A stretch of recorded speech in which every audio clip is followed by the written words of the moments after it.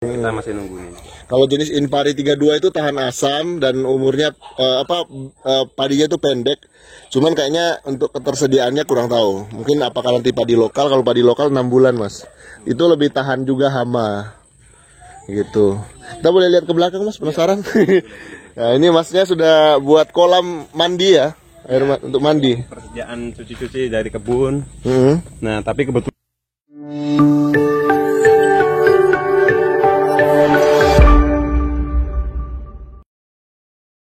Sobat Survivor, selamat sore dari Kalimantan Utara, kembali meliput warga Trans baru di sini, Sobat Survivor. Perjuangan mereka di lokasi ini menggarap lahannya, mengusahakan lahan-lahan transmigrasi yang baru datang 2 minggu yang lalu.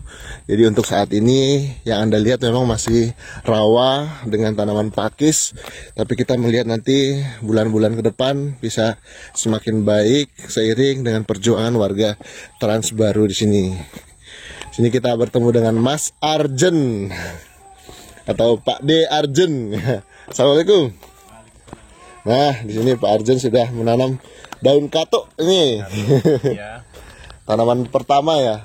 pertama kali ada itu kemangi, ada mangga, Ada kemangi, ada mangga. terus ada sedikit ada 3 batang pokok itu pandan, Iya. jambu. Kalau jambu itu beli kah atau? Kita kemarin minta itu Bang, minta ke yang udah lama. Oh, jadi sudah cangkokan ya? Iya, sekaligus kan. Mm-mm. Termasuk kemarin ada minta pohon pisang tapi belum sempat ketanam kemarin. Itu masih di teras. Kalau saya boleh masukkan, Mas, untuk seperti kayak yang kering-kering ini, diangkut aja ke atas terus dibakar kalau malam, dibakar di sini. Jadi kayak ranting-ranting kan? Kenapa? Karena tanah bakarannya itu sangat bagus untuk menetralkan. Karena ini masih asam ini. Iya. Saya curiganya belum bisa tumbuh maksimal gitu, karena tanahnya masih asam, butuh netralisir dulu gitu.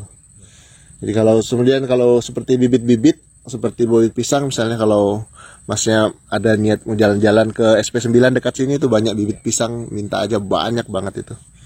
Saya ditanam. Apalagi saya lihat ini sudah ada gulutannya di sampingnya. Iya, ada sedikit. Cuman sebagian rusak kena eksa. Oh, rusak kena eksa. Tapi sudah ada jadi Sobat Survivor, Mas Arjen ini sangat beruntung karena sudah ada mangga. Ada berapa, Mas, mangga ke belakang? Ada yang ke belakang ada 2, yang nampak produktif ada 2, sama yang ini 2, 4 jadinya. 4 mangga yang sudah tumbuh, tinggal perawatan bisa berbuah. Terus kelapa dapat berapa? Kelapa yang normal itu 9, sama yang 2 ini. Oh gitu. Iya. Masih bisa diselamatkan kok. Kalau ini yang paling bagus ini. Ini kalau sedikit ditimbun bawahnya itu bakal subur banget nanti. 2 itu ke belakang itu. Iya. 3 malah. Jadi beruntung Masnya. Subur banget. Masnya dari Jogja, Bantul juga ya? Iya, dari Jogja, Bantul, Dari desa. sama Desa Sanden. Ya. Alasan terbesarnya ikut transmigrasi apa nih, Mas? Alasan yang terbesar itu ya pertama pengen mandiri dari orang tua karena juga belum punya tempat tinggal, pengen punya tempat usaha. Nah, terus ingin berhasil di Kalimantan Utara ini, tepatnya di SP10 Tanjung Buka ini. Ya. Jadi setelah melihat ini, apa bayangan Masnya mau diusahakan di lahannya Mas ini? Nah, untuk sementara tahap awal kita melakukan pembersihan pelan-pelan, ya udah lumayan, udah hampir 50% lah.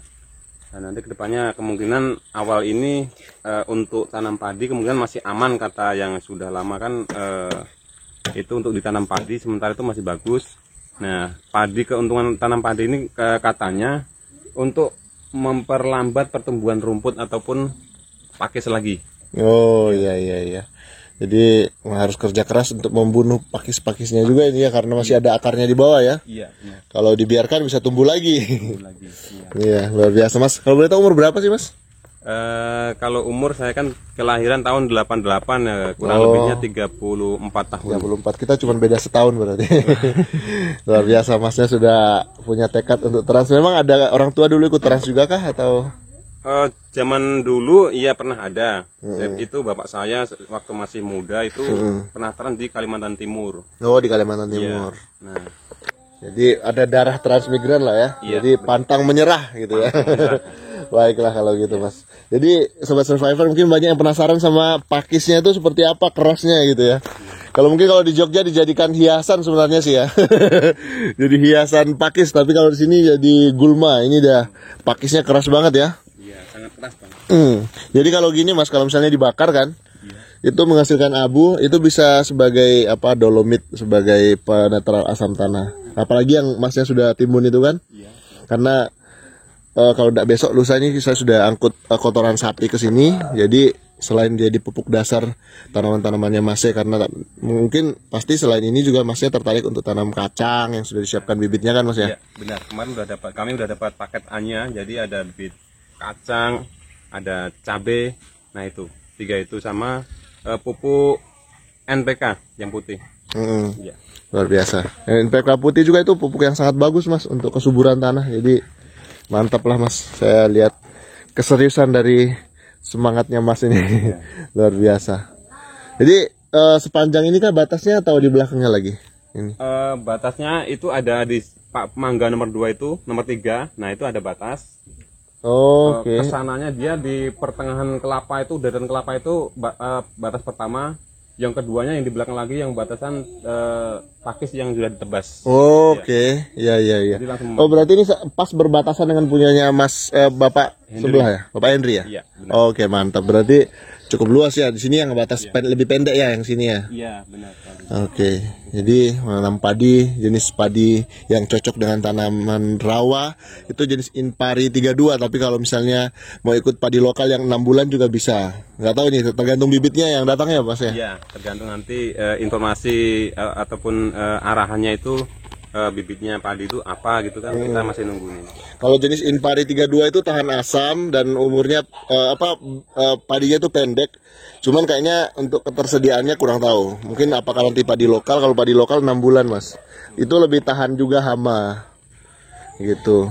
Kita boleh lihat ke belakang Mas, penasaran? Nah, ini Masnya sudah buat kolam mandi ya, untuk mandi. Persediaan cuci-cuci dari kebun. Nah, tapi kebetulan kemarin belum tahu tingginya maksimal pasang itu seberapa. Iya. Ya, jadi ini masih kurang tinggi tanggulnya. Jadi masih kena luapan air. Kemarin sempat jebol sedikit ini.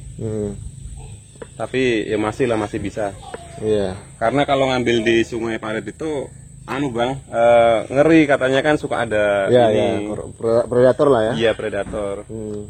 Boleh Masnya duluan Mas. Nah, jadi ini kamar mandi darurat jacuzzinya lah Mas.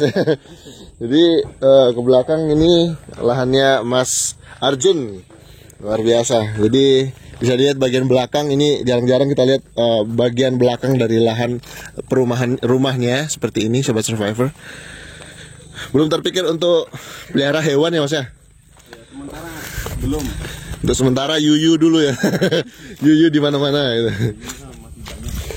Belum ada lihat anjing laut ya Mas ya? Berang-berang ya? Belum. Oh, belum tuh. Nanti kalau pas nanam itu biasanya berang-berang tuh datang tuh, nyari kepiting. Suaranya kayak anak ayam. Oh, yang siap. Ya, itu. Nah, jadi beruntung sekali. Ini satu dari sekian peristiwa transmigrasi, ada lahan kelapa di lahannya nih. Makanya kadang-kadang ada yang heran kok bisanya transmigrasi yang baru beberapa hari kok kelapanya sudah besar gitu. Nah, karena memang ini menandakan bahwa memang di lahan sebelumnya ini memang sudah ditempati oleh warga lokal yang kemudian sudah dialih kepemilikan ke warga transmigrasi di sini. Nah, kebetulan juga mereka warga lokal yang memiliki lahan ini juga sudah mendapatkan jatah transmigrasi juga sebanyak 10 kakak di sebelah sana. Jadi bisa dilihat bagian belakang rumah Mas Arjen seperti ini. Memang masih banyak perjuangan. Ya. Nanti sistemnya royongan atau gimana Mas kalau nanti Mas? Untuk sementara mungkin mereka masih belum ada ini ya royongan mungkin karena masih proses pembersihan lingkungan. Nanti kalaupun memang aktivitas warga RT 05 ini kalau memang udah sempat berjalan bagus, mungkin kemungkinan juga ada giliran royongan lah. Iya. Ya. Baik kalau begitu. Nah, Sobat Survivor, seperti inilah lahannya di sini. sudah dibersihkan sebagian. Kelapanya ini kalau sudah dibersihkan seperti ini Mas, biasanya udah tunggu waktu aja nih udah berbuah. Apalagi kalau nanti Masnya tabur sedikit pupuk yang kemarin dikasih itu kan. Iya. Itu untuk menyuburkan itu juga sudah bagus pupuknya. Boleh Mas kita sambil jalan ke sana kembali. Dan untuk sementara ini memang kayu bakar ya Mas ya. Iya, kayu bakar. Kalau ada kompor. Kompor, tungku lah. Oh, tetap ada kompor minyak tanah? Nggak ada. Dari jatahnya belum ada. Ataupun nggak ada. Nah, jadi kami pakai tungku. Tapi kalau teman-teman mungkin mereka udah beli kompor. Tapi kalau saya coba dulu lah maksimalkan kayu-kayuan ini yang ada. Oh iya, ini kebetulan kayu masih banyak ya. Kebetulan kayu masih banyak. Di Jogja malah dijual kayu bakarnya. Iya. Kalau sini gratis. Kalau di sini gratis, kalau di sana masih beli. Nah itu ada ibunya, istri dari Mas Arjen. Nah Sobat Survivor, beginilah perjuangan warga transmigrasi di hari-hari pertama mereka di sini, dan positif jawabannya mereka betah sih. Gak tahu 2-3 tahun ke depan. Tapi sepertinya saya melihat perjuangan mereka betah lah kayaknya Mas ya. Dibetah-betahin ya Mas ya. Dan kalau misalnya sukses di sini kan peluang untuk memperluas lahan itu pasti ada. Iya. Karena tentu kita tujuannya untuk terus berkembang gitu Mas ya. Baik Sobat Survivor, jadi doakan mereka bisa tetap survive. Ibu foto bareng dulu sini yuk. Oke. Terima kasih sudah menyimak konten kita hingga sejauh ini. Video yang menggambarkan bagaimana perjuangan warga transmigrasi di SP10 Tanjung Buka. Terima kasih sudah menyimak konten kami. Tetap semangat menginspirasi Asian Survivor.